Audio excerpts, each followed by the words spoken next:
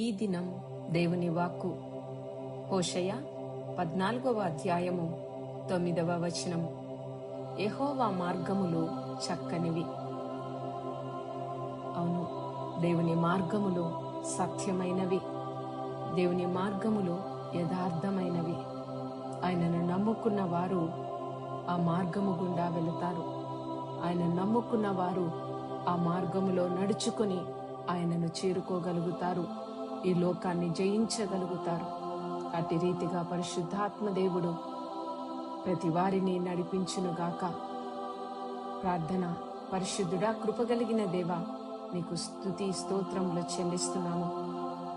నీ మార్గములు ప్రతి వారికి తెలియచేసి ఏ రోజుకా రోజు ప్రభువా నీ మార్గంలో నడుచుకొనుటకు, నిన్ను అనుసరించుటకు, నిన్ను చేరుకోగలుగుటకు సహాయం చేయండి.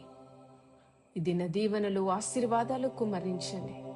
ఎందరైతే బలహీనతలతో అనారోగ్యాలతో అయా బెడ్ల పైన ఉన్నారో, చెప్పుకోలేని పరిస్థితిలో ఉన్నారు,